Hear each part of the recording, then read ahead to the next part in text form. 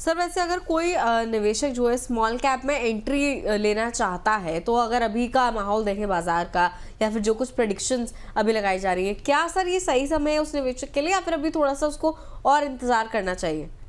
जी, तो सबसे पहले तो मैं ये कहूँगा कि निवेशक को कि आपको स्मॉल कैप में सबसे पहले तो डिसाइड कीजिए कि कितना परसेंट का एलोकेशन आपको रखना है, राइट? ठीक है। ये रिटर्न्स, शॉर्ट टर्म रिटर्न्स या फिर आप उसके उस रिटर्न्स को देखकर उसमें निवेश ना करें, राइट? तो टिपिकली आप अगर स्मॉल कैप में फंड में निवेश करना चाहते हैं, तो आपका स्मॉल कैप फंड के प्रति जो एलोकेशन है, वो आप अराउंड 10% रखें, 10 या 15% रखें। अगर आपको ज्यादा अग्रेसिव बनना है तो 15% रखें, क्योंकि मैं अंदाजा लगा सकता हूँ कि आप 100 रुपए में सिर्फ 10 या 15 रुपया स्मॉल कैप में फंड में डालोगे और फिर कुछ 10 से 15 रुपया आप मिड कैप फंड में डालोगे, राइट? तो उसके हिसाब से अपना पोर्टफोलियो आप बिल्ड करोगे। तो आज के समय में सजेशन यही रहेगा कि आप उसको 10 से 15% का एलोकेशन में उसको नजर में रखिए, उसमें निवेश करें। और ज्यादातर तो अभी देखा गया है कि ज्यादातर स्मॉल कैप्स जो है वो एसआईपी रूट से ही चल रहे हैं।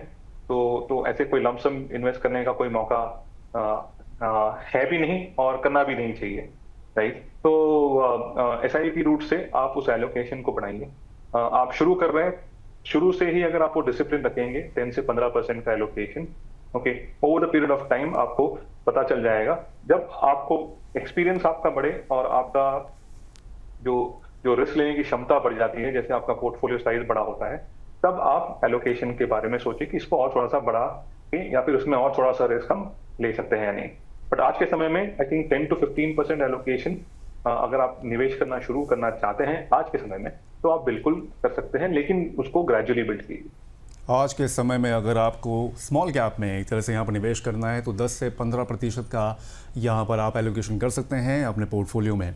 और ऑब्वियस बात है कि जैसे कि आपका रिस्क बढ़ता जाएगा, एपिटाइट अगर बढ़ता जाता है तो उसमें हल्का सा इसमें आप बढ़ा भी सकते हैं। और सर आपने बिल्कुल सही बोला कि रिस्क एपिटाइट जिसका सबसे ज़्यादा होता है वही एक तरह से स्मॉल कैप और उससे नीचे माइक्रो कैप स्मॉल स्टॉक्स हो गए, तो फिर उसमें रिलेटेड जो फंड्स होते हैं उसमें वो निवेश कर सकते हैं। रिस्क टेकिंग के लिए तो सर ये ठीक है, लेकिन ऐसे कौन से निवेशक हों जिनको इससे बिल्कुल भी दूरी बनानी चाहिए? इसमें क्या रिस्क हो सकते हैं जिससे कि ऐसे कोई निवेशक हैं जिनको बिल्कुल भी इसमें एंट्री नहीं लेनी चाहिए स्मॉल कैप फंड्स में? देखिए, टाइम होराइजन जो है ना, स्मॉल कैप में बहुत मायने रखता है। और हम यूजुअली कहते हैं कि अगर स्मॉल कैप फंड में या फिर आपको मिड कैप फंड में निवेश करना है, तो आपका टाइम होराइजन जो है वो कम से कम 5-7 साल का टाइम होराइजन होना चाहिए, राइट? तो पहली चीज ये है कि ऐसे ऐसे किसी भी इन्वेस्टर को ऐसे रेस्ट्रिक्ट करना सही नहीं है।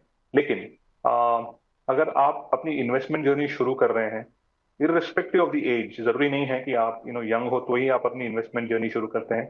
हम बहुत सारे लोगों से मिल चुके हैं जो जो अराउंड 35 रहेंगे, 45 रहेंगे या फिर 50 भी रहेंगे, जो अपनी इन्वेस्टमेंट जर्नी म्यूचुअल फंड्स में शुरू कर रहे हैं, राइट? तो उन सभी लोगों को मैं एक ही चीज कहूंगा कि आप जब शुरू करें तो large cap oriented, index oriented fund से शुरू करें।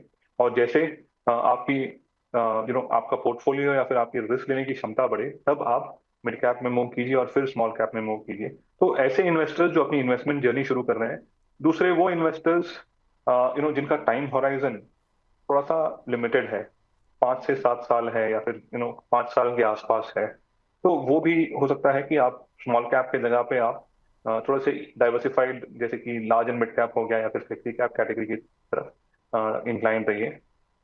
और खास करके रिटायर्ड इन्वेस्टर्स के एक इम्पॉर्टेंट चीज ये है कि आपका जो इन्वेस्टमेंट जो है, इसमें इन्वेस्टमेंट पे डिपेंडेंट है आपका मंथली विड्रॉल। और मंथली विड्रॉल अगर कहीं ना कहीं कॉम्प्रोमाइज हो जाए तो चैलेंज आएगा। तो अगर स्मॉल कैप में निवेश करना है तो एक सीमित एलोकेशन रखें, खास करके रिटायर्ड लोगों के लिए।